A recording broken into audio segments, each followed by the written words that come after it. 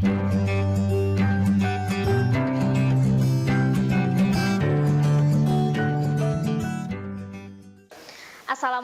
warahmatullahi wabarakatuh.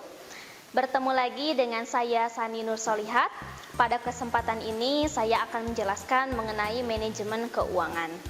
Pada pembahasan yang pertama kita akan membahas mengenai prinsip-prinsip manajemen keuangan. Dan dilanjutkan akan membahas mengenai overview tentang finance, 3 jenis organisasi bisnis, tujuan manajer keuangan, serta 5 prinsip dasar manajemen keuangan. Untuk yang pertama membahas overview tentang finance atau gambaran mengenai finance. Finance adalah sebuah studi tentang bagaimana orang dan dunia usaha melakukan evaluasi atas investasi yang mereka lakukan dan bagaimana cara menambah modal untuk mendanai kegiatan investasi tersebut. Ada 3 pertanyaan dasar yang ditujukan kepada studi tentang finance. Yang pertama, apakah investasi jangka panjang yang harus dipilih oleh perusahaan? Yang kedua, bagaimanakah cara perusahaan menambah uang mereka agar dapat mendanai kegiatan-kegiatan investasinya?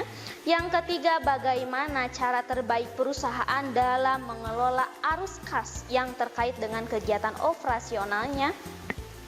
Mengapa kita juga perlu mempelajari finance? Pengetahuan mengenai instrumen keuangan merupakan hal penting dalam membuat keputusan yang tepat, baik dalam dunia usaha maupun dalam kehidupan sehari-hari. Sebagai contohnya, kita ambil dari ketika General Motors, suatu perusahaan motor, mengambil keputusan strategis yang berinvestasi sebesar 7.403 juta US dollar untuk memproduksi Chevy Volt. Selanjutnya, mengenai 3 jenis organisasi bisnis. Nah, sebelum mengetahui 3 jenis tersebut, maka kita harus tahu organisasi bisnis itu bentuk-bentuk usahanya seperti apa. Yang pertama, ada perusahaan perseorangan, yang kedua persekutuan, dan yang ketiga adalah korporasi. Untuk perusahaan perseorangan merupakan suatu bisnis yang dimiliki oleh satu orang yang menguasai seluruh aset perusahaan dan bertanggung jawab atas seluruh utang perusahaan.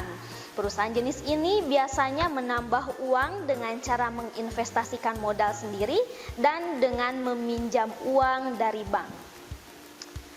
Adapun kelebihan dari perusahaan perseorangan, yang pertama itu mudah untuk dimulai, yang kedua tidak perlu berkonsultasi dengan pihak lain dalam pengambilan keputusan, yang ketiga pajak yang dikenakan adalah tarif pajak atas individu atau perorangan. Adapun kekurangan dari perusahaan perseorangan yaitu yang pertama bertanggung jawab secara pribadi atas utang-utang perusahaan, yang kedua bisnis itu sendiri akan mati jika pemilik perusahaan telah meninggal dunia, dan yang ketiga lebih sulit dalam meningkatkan jumlah uang.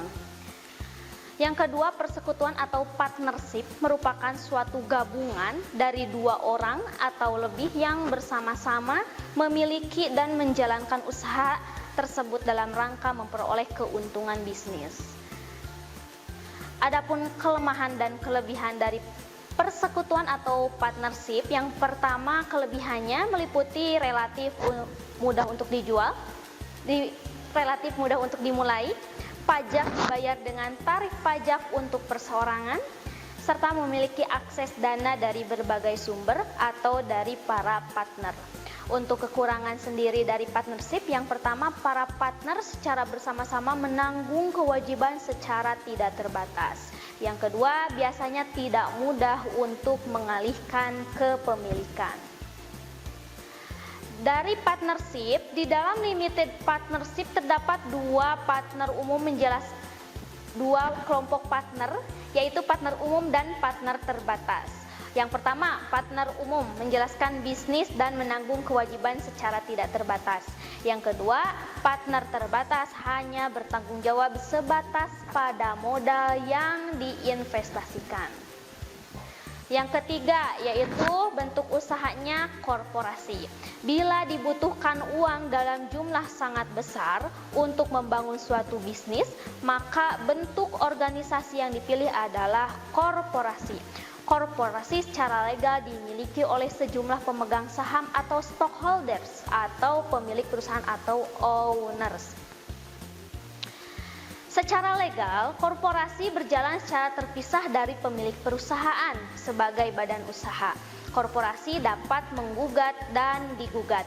Dewan direksi dipilih oleh para pemegang saham dan dewan ini akan menunjuk manajer puncak perusahaan. Adapun kelebihan dari korporasi, yang pertama, kewajiban para pemilik terbatas pada dana yang diinvestasikannya. Yang kedua, mati hidupnya korporasi tidak terikat dengan para pemilik. Yang ketiga, pengalihan kepemilikan lebih mudah. Dan yang keempat yaitu meningkatkan modal lebih mudah. Adapun kekurangan dari korporasi itu sendiri, yang pertama regulasinya terlalu banyak, dan yang kedua yaitu pajak ganda atas dividen. Kemudian limited liability atau LIC, kemudian kalau di negara Indonesia sendiri disebut dengan perseroan terbatas. Perusahaan jenis ini menggabungkan dua manfaat, yaitu yang pertama manfaat atas pajak atau tax benefits yang diperoleh perusahaan partnership, yakni tidak adanya pajak ganda atas penghasilan. Dan yang kedua, manfaat atas kewajiban terbatas pada korporasi atau kewajiban pemilik hanya sebatas pada dana yang diinvestasikan. Kemudian pembahasan selanjutnya yaitu tujuan manajemen keuangan. Harus konsisten dengan visi dan misi perusahaan, yaitu untuk memaksimalkan kesejahteraan pemegang saham. Kemudian kita akan membahas mengenai 5 prinsip dasar dalam manajemen keuangan. Yang pertama, money has a time value atau nilai waktu berdasarkan uang. 1 rupiah yang diterima hari ini lebih berharga dibandingkan dengan 1 rupiah yang akan diterima di masa mendatang.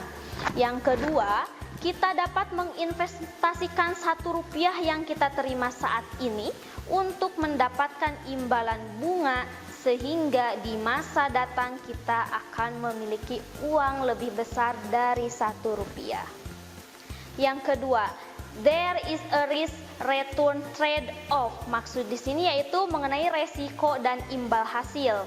Kita tidak akan mengambil tambahan risiko kecuali kita mengharapkan adanya tambahan imbal hasil atau return. Yang kedua, semakin tinggi risiko, semakin tinggi imbal hasil yang diharapkan. Perhatikan bahwa imbal hasil yang diharapkan atau expected return bisa saja tidak sama dengan tingkat imbal hasil yang terrealisasikan atau rate of return. Kemudian 3, cash flow are the source of value atau arus kas adalah sumbernya. Profit adalah suatu konsep akuntansi yang digunakan untuk mengukur kinerja bisnis. Arus kas adalah jumlah kas yang secara aktual terjadi di dalam bisnis. Sangat dimungkinkan bagi suatu perusahaan untuk melaporkan profit namun tidak memiliki kas. Yang keempat, market price reflect information atau harga pasar mencerminkan informasi. Maksud dari sini, para investor bereaksi sangat cepat terhadap berita atau informasi dan juga terhadap keputusan yang dibuat oleh para manajer. Gimana jika berita tersebut baik, maka akan menghasilkan higher stock price atau harga sangat tinggi. Namun sebaliknya, jika bad news atau berita kurang baik, maka akan menghasilkan lower stock price atau harga sahamnya pun akan rendah. Yang kelima, individual respond to incentive atau individu bereaksi terhadap insentif. Para manajer sebagai agen merespon insentif yang diperoleh dari tempat mereka bekerja. Jika insentif tersebut tidak layak yang diterima oleh para pemegang saham sebagai prinsipal, maka mereka tidak akan mengambil keputusan yang secara konsisten akan meningkatkan nilai pemegang saham. Kondisi inilah yang akan memicu pada munculnya biaya keagenan atau agency cost. Masalah keagenan atau biaya keagenan dapat dimitigasi melalui yang pertama, perencanaan kompensasi yang memberikan penghargaan kepada manajer. Yang kedua, pelaksanaan pengawasan atau monitoring oleh dewan direksi. Yang ketiga, pelaksanaan pengawasan oleh pasar keuangan seperti para auditor, banker, analisis efek, agen atau pemberi kredit.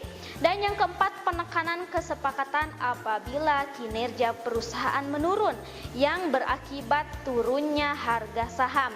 Maka para manajer harus mengganti personil perusahaan. Terima kasih untuk perhatian mengenai manajemen keuangan. Mudah-mudahan ada manfaatnya. Ditutup. Wassalamualaikum warahmatullahi wabarakatuh. Kunjungi sosial media lainnya seperti website kami di pkbmalkata.com, Facebook PKB Malkata Manunjaya, Instagram PKB Malkata _official. Dan terima kasih telah klik video ini. Jangan lupa like, comment, share, dan subscribe untuk menunjukkan dukungan kamu terhadap channel ini. Enjoy the video PKB Malkata.